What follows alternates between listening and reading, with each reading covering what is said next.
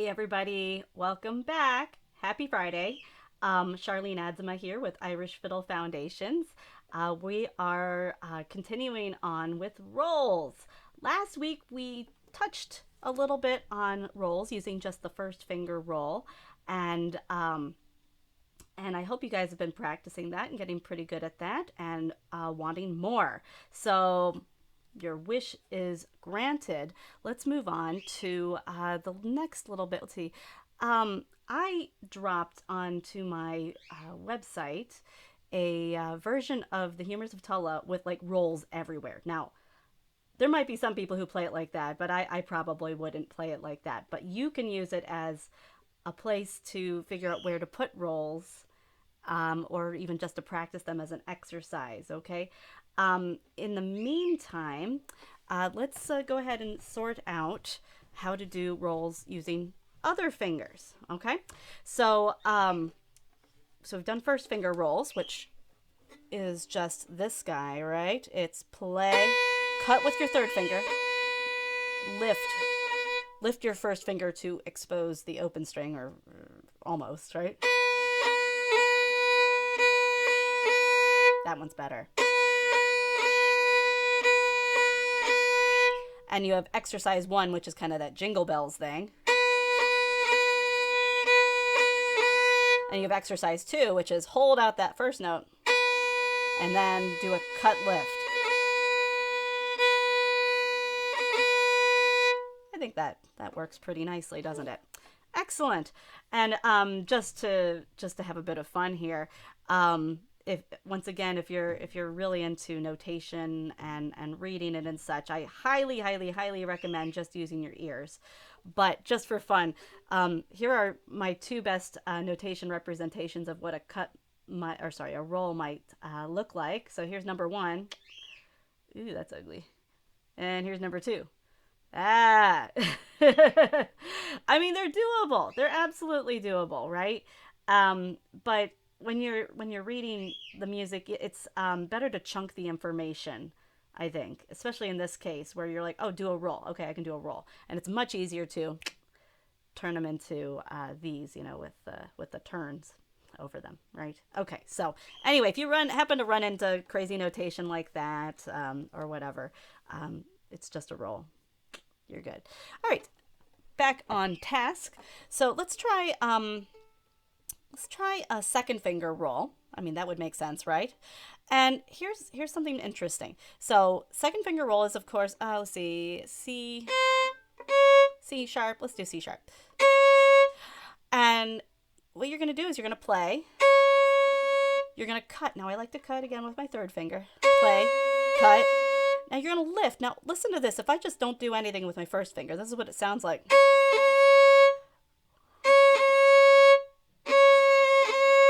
Now, you can do that. I bet there's lots of people who do that, all right? Now, I've also discovered that there's either more stability or maybe just the fact that the string has more tension on it or is closer to the fingerboard. But if I put my first finger down and do a cut, or not a cut, but like a lift with my second finger,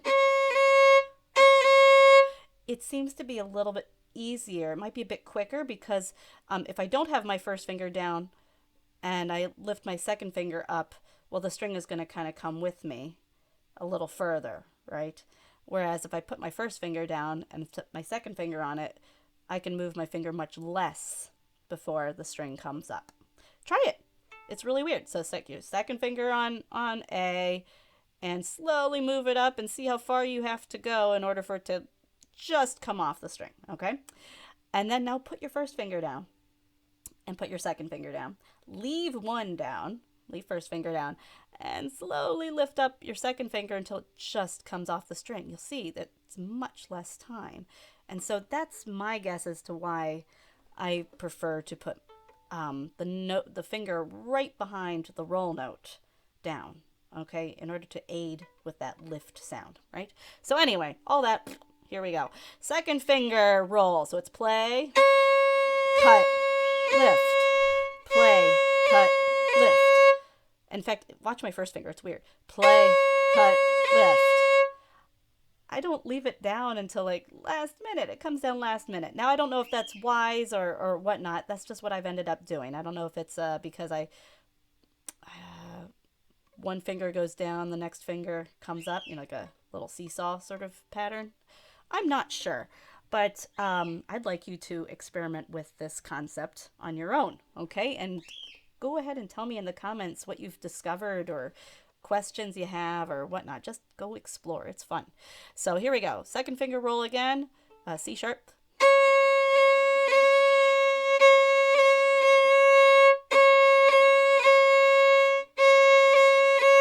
Cool. How about third finger rolls? Third finger rolls are kind of a pain because you have to use your fourth finger. But good thing we've practiced our cuts with them, right? So, did you see that again? I put down my second finger to assist the lift of my third, right? So it's play, cut, lift. Play, cut, lift. Play, cut, lift. Play, cut, lift. Oh, that's fun, isn't it? Were we ready for that? That's pretty tricky. Start slow. It's okay to start slow. Do it every day. You don't have to do it for hours at a time. If you just do it 5 minutes a day for, let's say, 30 days, make yourself a chart, reward yourself at the end. You'll be, you're going to get pretty good at this, I tell you. Play, cut, lift. Okay, cool. So that's my third finger. Now you might be wondering, okay, well, what about if we run into open strings? Can we do a roll there? The answer is yes and no. So officially, whoever the powers that be are, a roll cannot be done on an open string because I believe a roll is defined as an ornament above the note and an ornament below the note. However, you can do an ornament that, to me, I just call an open string roll, but some people might more correctly call crayons, okay? And the way that I was taught to do them was to do 2 cuts before going to my open string. And the way that you do it is, it's actually, I do 2, mainly. I might accidentally do a third, but it's a third finger cut, followed by kind of like a first finger cut, which is a really weird feeling too. Especially if you get your instrument sitting right, on this knuckle here, you might consider, loosening it up a little bit, putting your neck more on your thumb and allowing a little bit of freedom there, so you can do this. That's a little messy.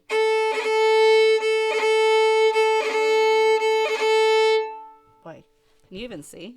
This is good. Is this better? Slow-mo. Play, cut, cut.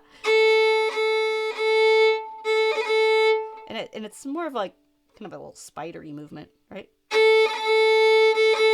Second finger might occasionally work his way in there. So play, cut, cut. Whoops. Play, cut, cut. Play, cut, cut. Play, cut, cut. Exercise 2. Play, cut, cut. Play, cut, cut. Play, cut, play. There you go.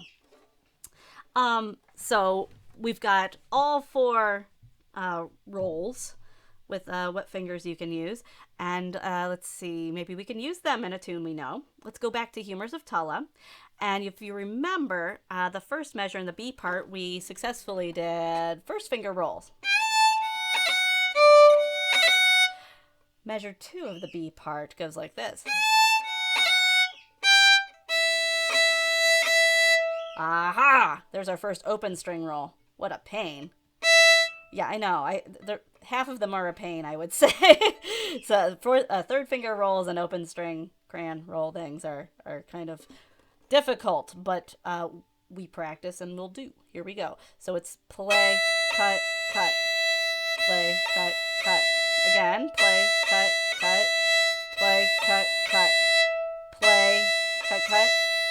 Play, cut, cut. Play, cut, cut. Okay.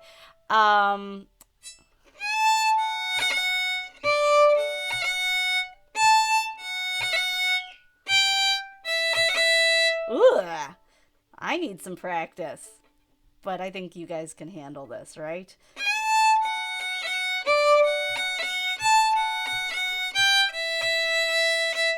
Yes.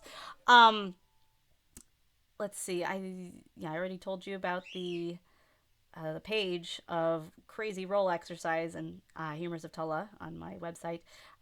So that's basically the B part there. The A part, you can actually take that first quarter note and just throw a roll on it like every time. I wouldn't do it myself, but I know that there's plenty of players out there who might. So that first one is a third finger roll.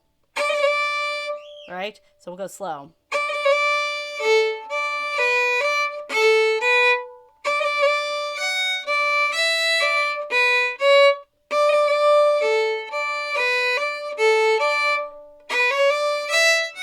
Oh, hey, here's a second finger roll.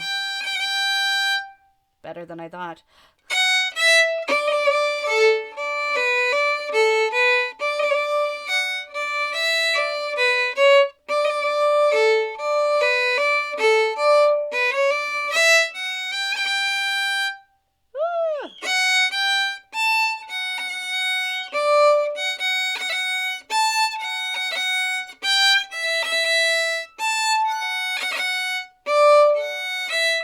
Whoops.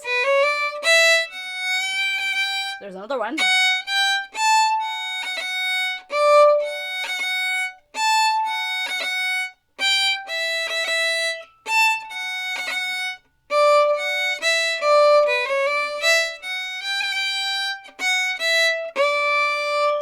So I realized I wasn't quite sure what I was going to do there, and it looks like I was doing exercise 2, which is the more advanced of the two. How about I play Humors of Tulla one more time, and I'll... can I do that?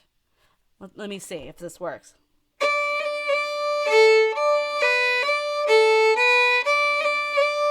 It doesn't really work, does it? I was going to try to do exercise 1. Putting where they're nice and even, but they're too long. It's not really going to work. So I would say practice exercise 1 with every single finger combination you have there on different strings. It does feel different on different strings. I mean, a third finger roll on the G string is way different from a third finger roll on the E string, right? So once again, this is not the end all be all. This is not what makes anything sound inherently Irish, although it certainly is good decoration to assist you, as you play with your lift and with the accents and the polka bows and just general bowing and phrasing and such. So keep that in mind as you practice your rolls. I would argue that with good solid practice, it could take as long as a year or more. It took me many years to get very comfortable with rolls. So don't get too hard on yourself. Give it a few minutes a day. Keep going, and we'll see you next week. All the best. Bye-bye.